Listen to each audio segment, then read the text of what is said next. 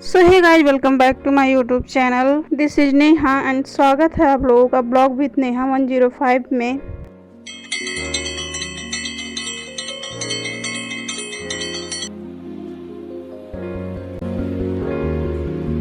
आज की इस वीडियो में मैं आपको बताने वाली हूँ स्टडी टिप्स। अगर आपको पढ़ते समय नींद आती है तो मेरे द्वारा बताए गए टिप्स को अगर आप फॉलो करेंगे तो 99% आपकी नींद गायब हो जाएगी और बिना सोए, बिना रुके, बिना किसी रुकावट के आप अपनी पढ़ाई को कंटिन्यू कर पाओगे।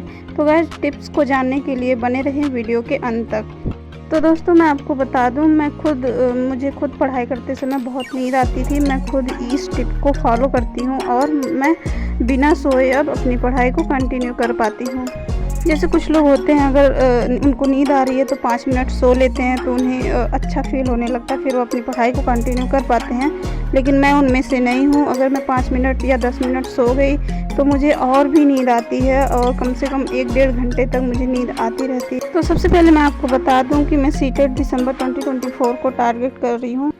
मैं घर से ही पढ़ाई करती हूँ बिना किसी कोचिंग के, और मैंने कोई बैच भी नहीं लिया है। ऑनलाइन जो वीडियोज पड़े रहते हैं फ्री वाले, मैं उन्हीं से अपने नोट बनाती हूँ और उन्हीं से अपनी पढ़ाई को कंटिन्यू करती हूँ। और मैंने बुक वगैरह भी नहीं लिया है, बस एक प्रैक्टिस सेट लिया है। तो दोस्तों, जब भी पढ़ाई करते समय आपको नींद आए तो सबसे पहले आप उन सब्जेक्ट को पढ़िए जिसको पढ़ने में आपको बहुत मज़ा आता हो, मतलब वो आपको इंटरेस्टिंग लगता हो, उस सब्जेक्ट को पढ़िए। या फिर कोई ऐसा हो जिससे बात करके आपको बहुत अच्छा लगता हो, आपका बहुत क्लोज हो, मतलब जैसे फ्रेंड हो सकते हैं, मम्मी पापा हो सकते हैं, भाई बहन, जिससे भी आपकी अच्छी बॉन्डिंग हो, आप उससे बात कर सकते हैं।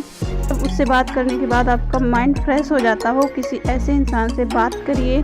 या फिर आप फ़ोन वगैरह भी चला सकते हो 5 मिनट के लिए, कोई गाना सुन लिया या कोई कॉमेडी वीडियो देख लिया। जैसे मुझे जब नींद आती है तो मैं वीडियो को एडिट करने में मुझे बहुत टाइम लगता है, तो मैं वीडियो एडिट करने बैठ जाती हूँ। या फिर आप किसी ऐसे सब्जेक्ट को पढ़िए जिसे आपको लर्न करना हो और आप उसे टहलते हुए पढ़िए। जैसे मान लीजिए आपको मैथ के फार्मूले वगैरह पढ़ने हैं, या फिर आप जीके जीएस की कोई बुक वगैरह पढ़ रहे हैं, तो आप उसे टहल के पढ़िए। टहल के पढ़ने से भी आपको नींद नहीं आएगी।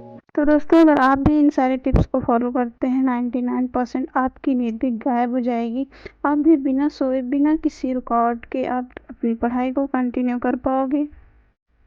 तो दोस्तों, आज मेरे घर से आई थी मेरी छोटी वाली बुआ, तो मैंने बनाया चाय और मैं इनको देती हूँ पीने के लिए। बुआ को चाय देने के बाद मैं अपने बाबा जी को चाय देती हूँ, उसके बाद फिर खुद भी पी लेती हूँ, फिर मैं पढ़ाई करने के लिए आ जाती हूँ।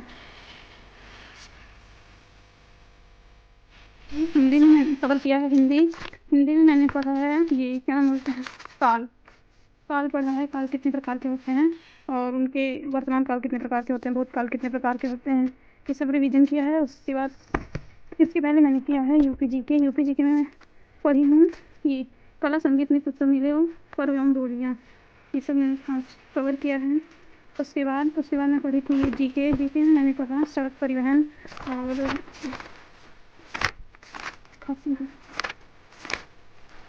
जीके में मैंने पढ़ा ये सड़क परिवहन और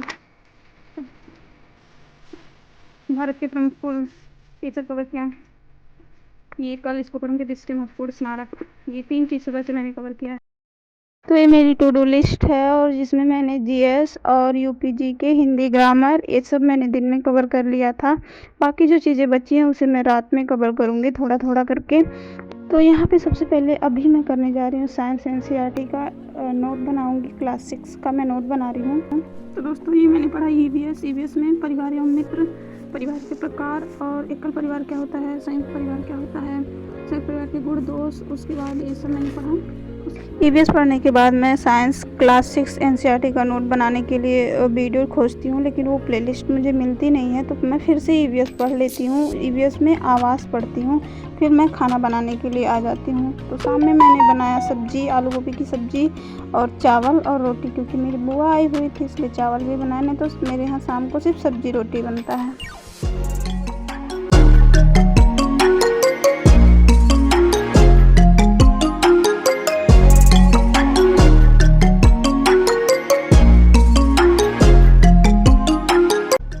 तो खाना वगैरह खाने पीने के बाद मैं फिर से आ जाती हूँ पढ़ने के लिए। सबसे पहले मैं चेक करती हूँ अपनी टू डू लिस्ट, क्या मैंने पढ़ा है और क्या अभी बाकी है।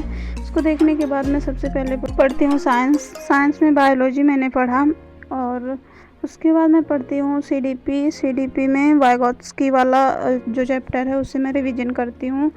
उसके बाद मैं पढ़ती हूँ मैथ पेडागोजी, फिर पढ़ती हूँ इंग्लिश पेडागोजी। मतलब ऐसे ही मैं अपने सारे जो टू डू लिस्ट में बनाए हैं सारे मैं कंप्लीट करती हूँ। नोट से ही रिवीजन करती हूँ इस टाइम, मोबाइल से कुछ भी नहीं पढ़ा। तो दोस्तों, अगर आप भी टारगेट कर रहे हैं सीटेट दिसंबर 2024, तो आपको मैं बता दूँ एनसीईआरटी तो आपको पढ़ना ही पढ़ना है, क्योंकि एनसीईआरटी से क्वेश्चन पूछे जाते हैं।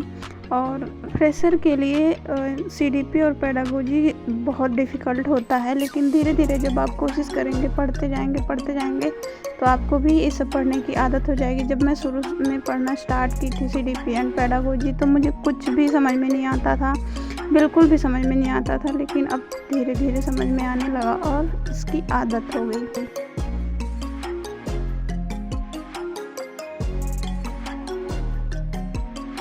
तो दोस्तों, वीडियो को यहीं पे एंड करते हैं। मेरे द्वारा बताए गए टिप्स अगर आपको पसंद आए तो वीडियो को लाइक एंड चैनल को सब्सक्राइब करना ना भूलें, और कमेंट में ज़रूर बताएं कि मेरी टिप्स आपको कैसे लगे।